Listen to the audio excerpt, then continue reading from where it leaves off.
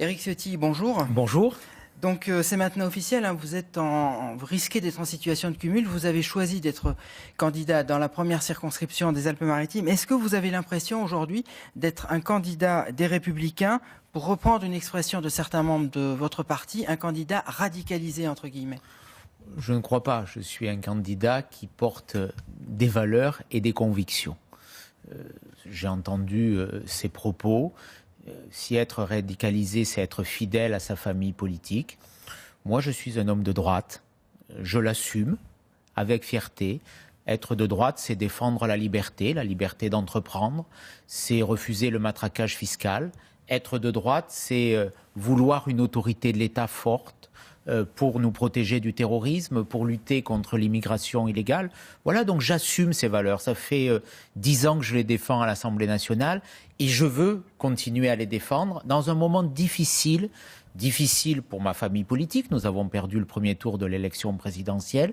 Donc c'est maintenant, je crois, qu'il faut livrer cette bataille des idées, des convictions, dans la fidélité, dans la loyauté. Moi, je ne varie pas. J'ai une ligne droite et j'essaie de m'y tenir. Justement, Éric Ciotti, pour les téléspectateurs de Côte d'Azur qui nous regardent, j'ai employé ce terme parce qu'il a été employé par Christian Estrosi. On va poser les questions directement. Est-ce qu'aujourd'hui, vous êtes tous les deux dans le même parti ? Naturellement, nous sommes dans la même formation politique. Ce matin, mais vous ne dites pas du tout la même chose. Ce matin, nous étions dans le même comité de campagne à Paris, autour de François Baroin. Voilà, n'attendez pas de moi d'ouvrir quelque polémique que ce soit, a fortiori avec Christian Estrosi. Il a dit ce qu'il avait à dire, il a sa personnalité, j'ai la mienne. Nous avons nos différences, mais il a indiqué très clairement son engagement dans la campagne des élections législatives et je ne regarde que cela. Avant de passer à la suite, le président du département des Alpes-Maritimes, que vous êtes encore, et le président de la métropole ne sont pas aujourd'hui entrés en cohabitation. Non, il n'y a pas de cohabitation. De l'extérieur, ça apparaît un petit peu comme ça. Nous sommes dans la même famille politique. Moi, je ne ferai rien qui attiserait un pseudo ou un éventuel conflit. Moi, je me bats pour des idées. Je me suis battu pour mon candidat, pour le candidat de notre famille politique avec loyauté à l'élection présidentielle. Ça ne veut pas dire qu'à certains moments, je n'ai pas eu des doutes, mais il y a eu le résultat de la primaire. Je n'avais pas choisi, vous le savez, au premier tour de la primaire, François Fillon.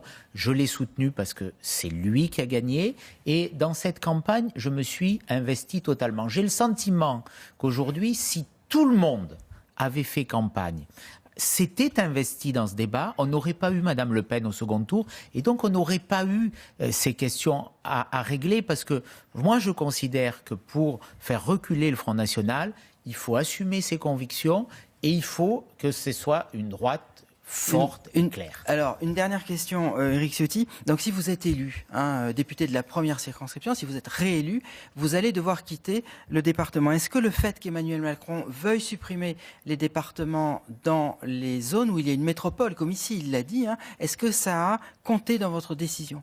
Non, ça n'a pas compté. D'abord, on verra bien ce que fera M. Macron.